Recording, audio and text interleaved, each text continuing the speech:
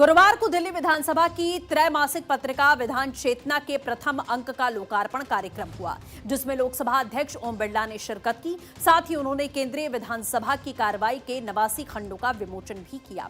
इस मौके पर उन्होंने एक साफ कहा कि दुर्लभ ऐतिहासिक दस्तावेज युवा पीढ़ी के लिए एक मार्गदर्शन का काम करेगा।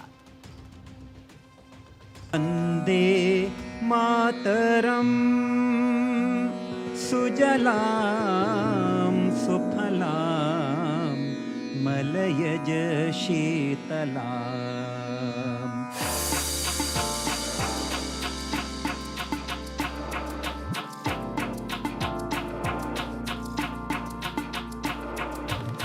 तस्वीरें दिल्ली विधानसभा की हैं, जहां गुरुवार को दिल्ली विधानसभा की त्रैमासिक पत्रिका विधान चेतना के प्रथम अंक का लोकार्पण कार्यक्रम हुआ।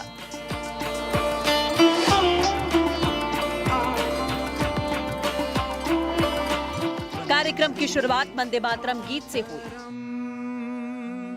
सुजलां सुफलां मलयज शीतलां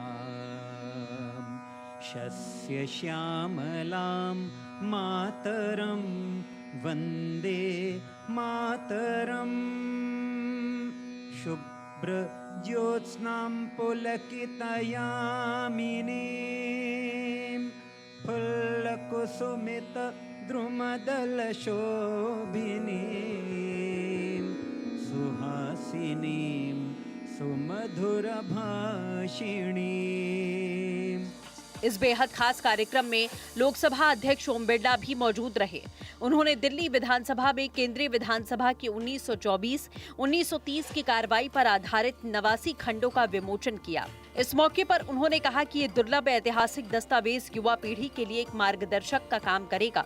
अपने संबोधन में लोकसभा अध्यक्ष ओम बिरला ने कहा कि इन 89 खंडों का संकलन और प्रकाशन लोगों तथा युवा पीढ़ी को ब्रिटिश शासन के दौरान की विधायी कार्य प्रणाली से अवगत कराएगा। आज इस विधानसभा के अध्यक्ष माननीय विजेंद्र गुप्ता जी ने उनका सबका संकलन कर 1924 से लेकर 1930 तक की उन कार्रवाइयों को 79 खंडों के अंदर देश की आने वाली पीढ़ी, देश के अंदर लोकतांत्रिक संस्थाएं किस तरीके से उस शासन के समय भी, जब देश में अंग्रेजों का शासन था, संसद और विधानसभा की गरिमा रहती थी। लोकसभा अध्यक्ष ओम बिरला कार्यक्रम में मुख्य अतिथि के रूप में शामिल हुए। इस दौरान ओम बिरला ने विधानसभा की पत्रिका विधान चेतना के उद्घाटन अंक का भी अनावरण किया।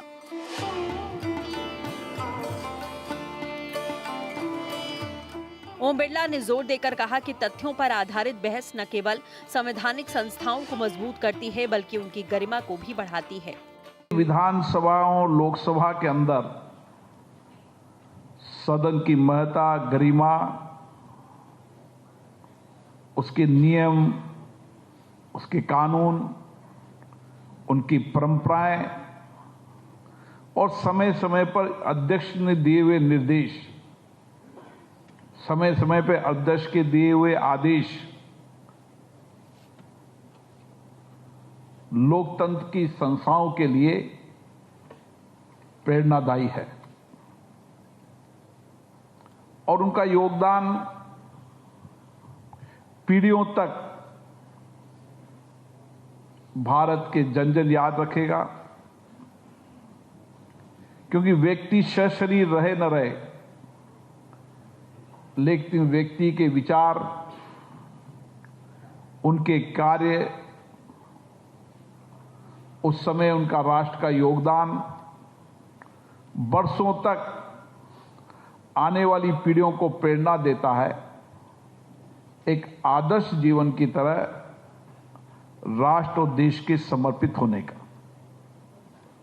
इस कार्यक्रम में उनके साथ केंद्रीय संसदीय कार्य और अल्पसंख्यक मामलों के मंत्री किरेन रिजिजू, दिल्ली विधानसभा के अध्यक्ष विजेंद्र गुप्ता और दिल्ली के संसदीय कार्य मंत्री प्रवेश साहब सिंह मौजूद रहे।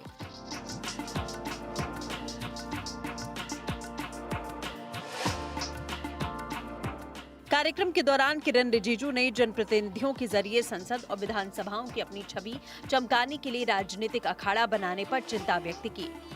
हमारा देश एक ताकतवर राष्ट्र बन करके उभर रहे हैं और हम बहुत ही फक्र है कि भारत जो है दुनिया का सबसे बड़ा लोकतंत्र है।